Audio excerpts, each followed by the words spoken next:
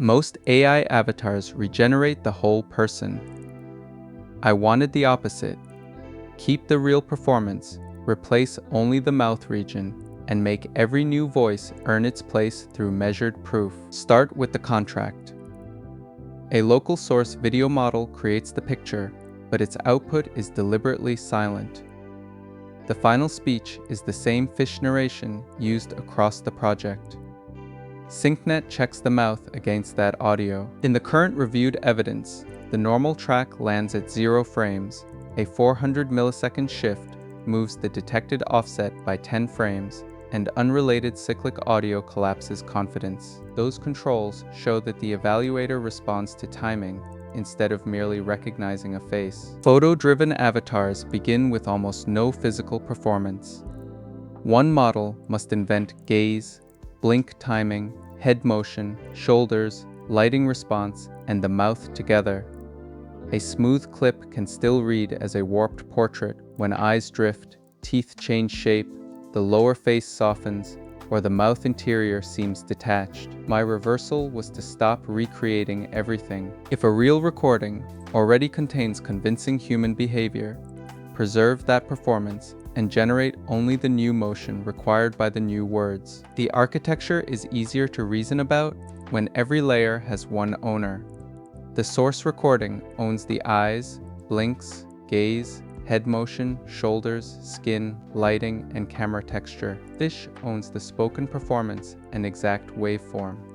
Latent Sync receives a copy only to create mouth motion. Decksmith owns the final composition. That division narrows the failure surface.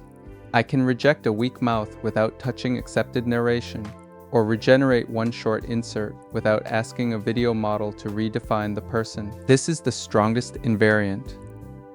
The source recording never becomes the final voice. Fish generates the canonical narration, and a copy conditions the lip sync provider. Provider audio does not survive. Every promoted presenter clip is stripped to 0 audio streams, while the editor and deterministic renderer keep visual video muted. Decksmith then places the original fish waveform on the shared timeline exactly once. This prevents doubled speech, changes to accepted voice data, hidden provider audio, and drift between approved narration and the final video. The key change is starting from real video. The source already contains the eyes, blinks, posture, lighting, and camera texture, so the model has far less of Michael to invent. The private studio profile is a performance bank lasting just over 62.5 seconds, not one repeated clip. For a previous 12.5 second segment, the selector evaluated 113 windows and chose a take beginning at 11.6 seconds. It matches duration, motion, and performance energy without borrowing the recorded words. A hook can use one gesture, a transition another, and a conclusion a calmer hold. Better source coverage raises the ceiling because every generated insert begins with more suitable human acting. Each provider exposed a different constraint. Joy Veza proved the photo plus audio route and the review architecture, but a portrait model invents too much of the person.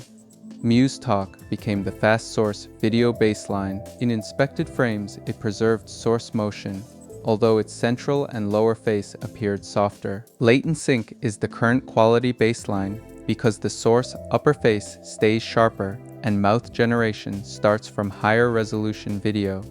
Mouth and teeth quality still limits Latent Sync. Echo Mimic remains compatibility blocked here, so it is a bounded experiment rather than a hidden production option. Latent Sync can generate a face-sized result, but Decksmith accepts only the pixels inside the current mouth mask. Hair, forehead, brows, eyes, blinks, upper cheeks, head, neck, shoulders, lighting, and background still come from the source frame. The synthesized region covers lips, inner mouth, teeth, visible tongue, necessary jaw motion, and a narrow transition band. Every extra generated pixel risks losing identity or camera texture. Generating less is not a shortcut. It is how the compositor keeps more of the real performance intact. This is the important part. The generator does not get ownership of the face. It gets a narrow mouth mask, while the real upper face and physical performance stay in control. SyncNet creates no pixels and does not decide whether a face looks human.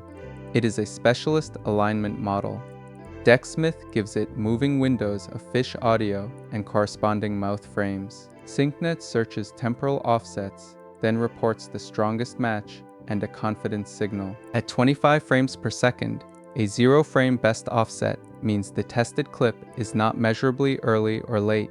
One score is not enough, so the result must respond predictably when I deliberately move or replace the audio. These are the current measurements I am willing to show.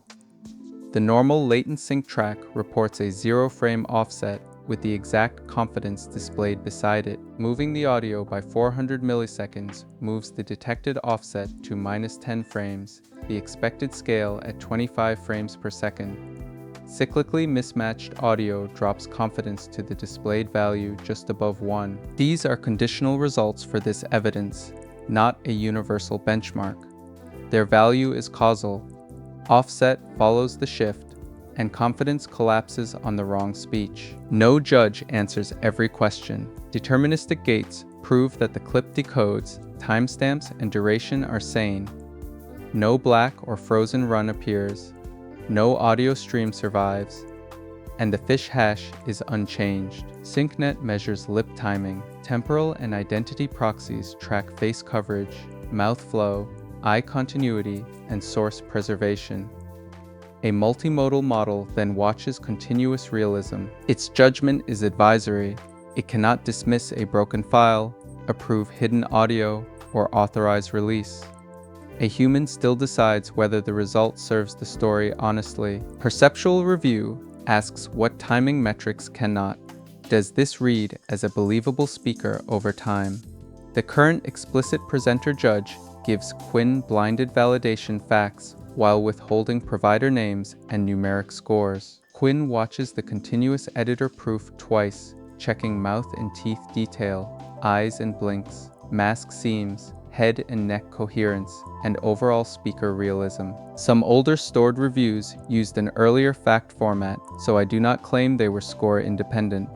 Current claims use the explicit path, and its opinion remains subordinate to deterministic facts. Generation is a bounded tournament, not a success flag.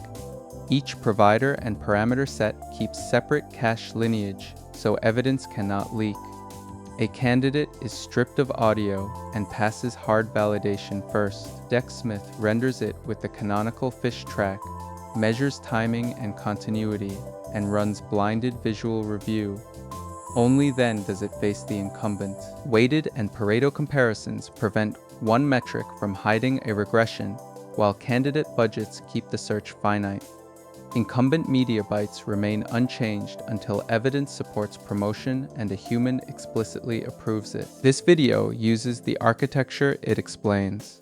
Fish generated the narration once. Each presenter insert comes explicitly from the registered source profile, and that slide's accepted narration, while the generated clip stays silent. Dexsmith promotes only the reviewed picture into project media, and the editor plays the canonical narration track. Remotion renders the surrounding diagrams, controls, comparisons, and evidence boards deterministically. There is no universal automatic presenter schedule in every build. Today, presenter generation is an explicit production decision wired into the normal visual contracts. The limits remain visible. Mouth and teeth quality sets the visual ceiling, especially in long takes. Even aligned speech can feel wrong when the selected source performance has the wrong energy. Larger pose changes, accessories, and difficult lighting also challenge tracking and blending. The response is to keep presenter inserts purposeful: hook, transition, opinion, conclusion. The selector finds compatible acting, and every result is watched.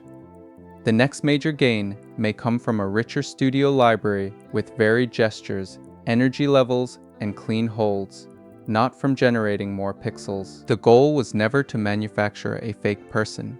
It was to preserve a real creator, give the final voice to fish, and reject any result the system cannot measure and watch.